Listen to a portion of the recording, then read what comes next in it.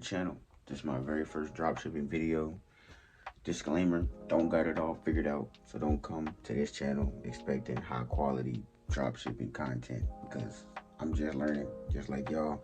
So hopefully my tips can help y'all. Hopefully y'all can put me on a few things because it's always some knowledge to be learned. So yeah, man, I'm trying to soak it all up. This is why starting this channel, bring y'all along with me. In this video, we're just gonna talk about my spin on dropshipping. If I feel like it's worth it, can you quit your job for dropshipping? Is it substantial enough to do long term? So yeah, man, we're just gonna talk about that in this video. Y'all stay tuned. Let me know what y'all think in the comment section. Like, subscribe, all that good jazz. Follow my socials. I had those links somewhere over here too. And yeah, man, we're gonna get into this video. Y'all boys stay tuned. All right, YouTube, we back.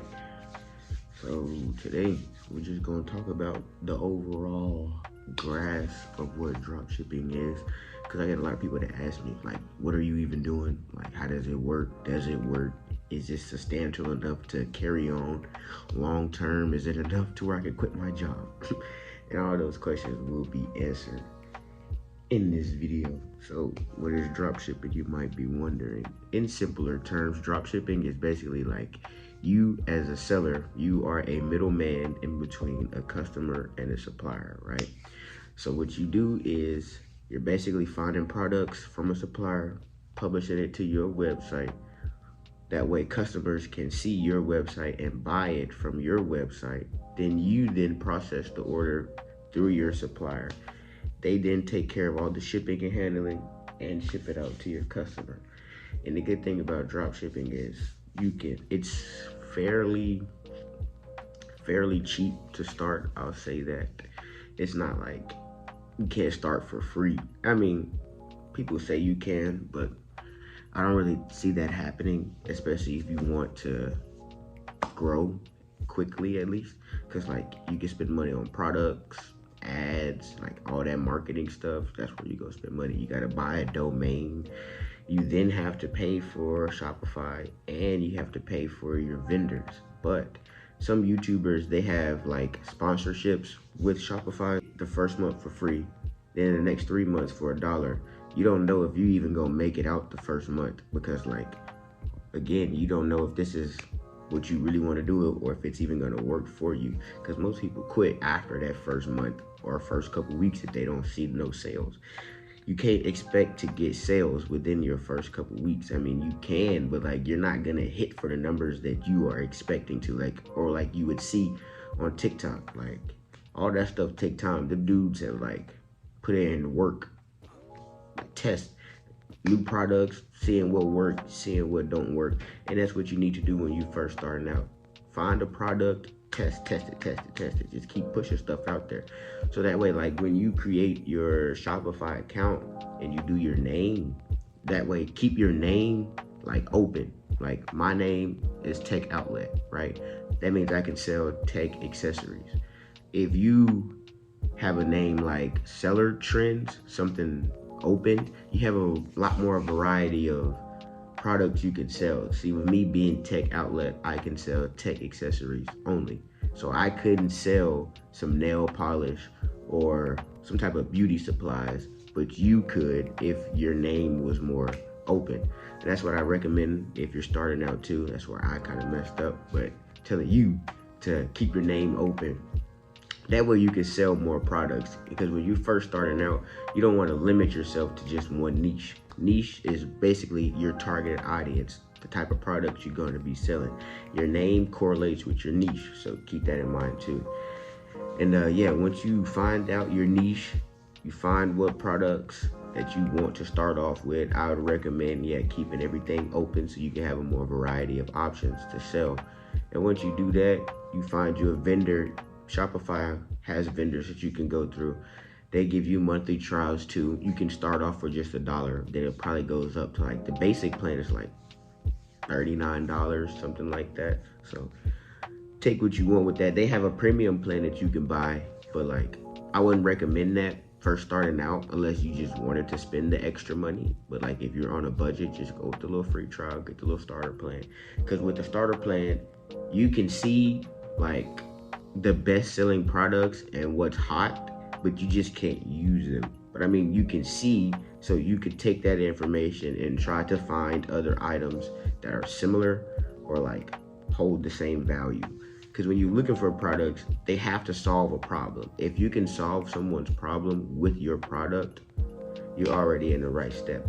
Okay, for example, with my store name being Tech Outlet, that allows me to sell tech accessories, right? Let's say you're in college, you're doing notes. I have a portable keyboard that could plug into that hooks up to your phone Bluetooth wise, and it allows you to type on the keyboard notes onto your screen or on your phone.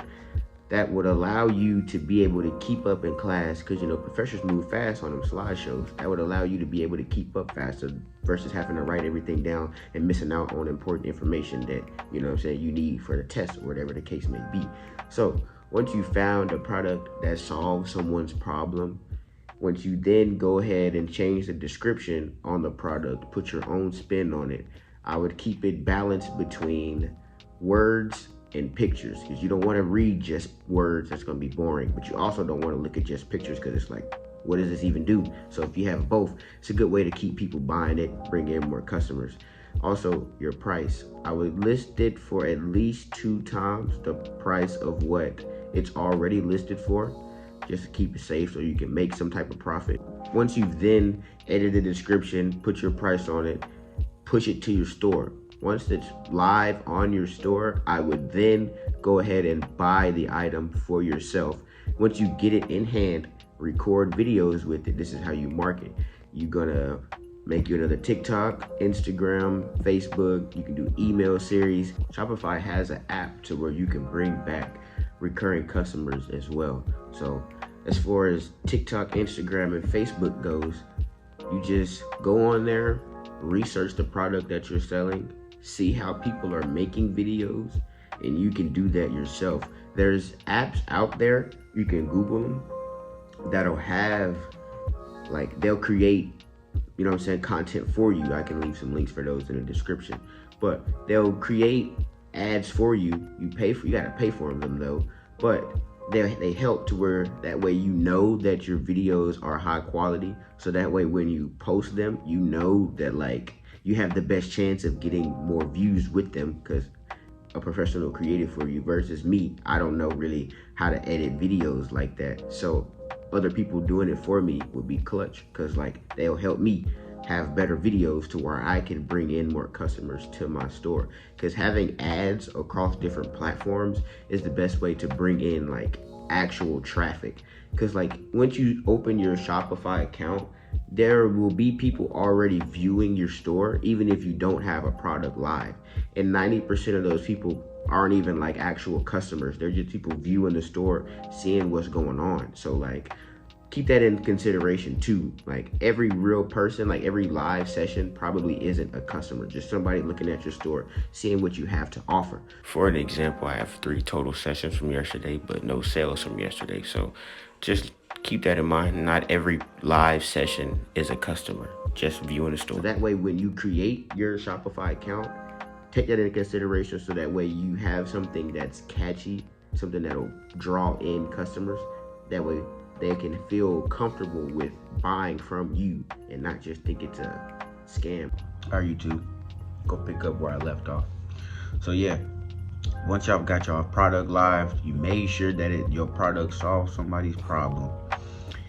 You put your own description on it, got your price, all that good stuff. Once you've imported it onto your store and it is live, now you just waiting for your sales to roll through. Some good ways to help your sales is, like I said, marketing. Buy the item, get it in hand, record videos with it, make sure they're good. My bad, ran out of storage. But yeah, make sure your video is high quality. That way you got the best chance of people viewing your store and actually wanting to buy your stuff. And again, make sure your videos are informative. Make sure they show what the product can do and how it solves a problem. Once you make your videos, publish them, now you're just waiting for your sales to roll through. This is where you figure out if this is what you want to do or not. This is where you figure out if what you've done is working or not. Because you gonna know if it's working, because them sales gonna come through for sure. But if they not coming through, time to change the product. But that's why I wouldn't recommend just publishing one product. I would publish multiple products, so that way you have a better opportunity of another product selling. So that way you could still make sales regardless of if one product didn't. You got X, Y, and Z to back that up. And when you find a product that works, like it's selling, keep that product and build around that product. That's how you take your dropshipping store to the next level as well. Because you know how when you shopping on Amazon and stuff like that, when you buying something, if you scroll down, it'll say like the suggestive sales, stuff that correlates with what you buying. You can do that on your website too. That's gonna help you keep customers, because then they're gonna be like, well, hold up, if I buy this, I might need this too. And you got both those items on your website. That's 2 sales right there, my boy. So again, build around the product that sells. Build around the product that sells. That's a step for if you've already found a product that's selling. If not, then continue to keep adding more products on there until you find one that sells. Eventually, you're going to find something that's going to work. And when you find something that works, again, build around it. That's how you keep your dropshipping store substantial enough to carry on long term. You have to find a product that sells and build around that product. Once you build around that product, it's going to bring in more sales, because it's like they already need this one item. But now that you have multiple other items that correlate with that and make that item 10 times better, that's more sales. Then once you do discounts on there, you could do like a buy one, get one type stuff. You ain't got to do buy one, get one free, buy one, get one half off, buy one, get one 30% off, whatever the case may be, whatever you decide. But that way, people will be more intrigued to buy it. So then they're like, okay, I can buy this, get this half off, and I got the 2 items that I need off of one store. So what I'm saying, you want to keep everything right there, so that way no one else has to go look for a additional product to go with yours, and you could just have it on your store, both of them. So again, find you a product that sells, build around it. That's how you're going to elevate your dropshipping store. And as far as quitting your job goes, that's debatable. Me personally, I would not quit my job unless I'm getting like consistent sales, like reoccurring customers, like business is booming, like we rolling. That'd be the only way I just quit. Cause like you still gotta have some type of income to keep this business running. Because again, after those monthly trials run out on Shopify and with your vendors, it ain't cheap to go up to like $40 a piece. So that's $80 a month easily right there that you're gonna have to be spending. So you're gonna have to have some type of money. And then let alone you have to buy the product. You don't have to buy the product, but you should buy the product to help market. You're gonna have to pay for marketing. Some ads you gotta pay for. TikTok and Instagram, you can keep it simple and it's free. So on a budget, I'd use those 2. But if you got the money to spend, definitely spend it on marketing, bro. Get your product out there. That's how you're gonna bring in your real traffic. So yeah, man. Dropshipping can definitely be substantial enough to do long term and to quit your job. You just have to do it right and make sure that it's actually worth it and actually bringing in sales. Because if you're not bringing in sales, I would not quit. This is not no get rich quick scheme. Like, it's because you got a product live don't mean you finna make enough money to quit your job. It definitely can pay the bills for sure once you get it rolling. But that's the thing, you have to get it rolling. Most people don't even do this long enough to get it rolling. They just put a product on their website. If it don't make the money that they want within a few days, they give up on it, because they think they see everybody on TikTok making $100K, $200K, $1 million off of a couple products. You can't do that. You don't know what you're doing, so it's not gonna work like that. You had to find your own route, take your own path, and take your time. You can't compare your dropshipping journey to the next man, because they already ahead of you, bro. They been doing this, so it's like take that into consideration. You just gotta be patient with this. So yeah, once y'all done those steps, created you a Shopify account, found you a vendor, found your niche, make sure your products fit your niche, make sure your products solve a problem, market with the product. I would buy it. You don't have to, but I would. It's a good step. It's a good way to help bring in real customers. That too, make sure your customers are satisfied with what they see. Keep everything simple, but also try to make your store stand out, because drop shipping is on a high demand right now. So everybody's trying to get into it and trying to start and scale their business. So if you can stand out from the rest of the competition, that's going to give you a better chance of making more sales too. So yeah, man, that's probably be the end of my drop shipping video number 1. Very many more to come. This is just introduction, my spin on drop shipping, how I view it. Hopefully those tips in this video helped you. And if y'all got any tips for me, comment, let me know something. I'm trying to learn too. There's always something to be learned. Maybe y'all got some tips that I don't know about. So yeah, man, this gonna conclude drop shipping introduction number 1. Stay tuned for the next video. I'm gonna give y'all an in-depth on how to create your Shopify account and how to find winning products and how to, change the description, all that good stuff in the next video. So y'all stay tuned for that. Y'all subscribe, like, comment, all that good jazz, man. And I'll see y'all boys in the next video.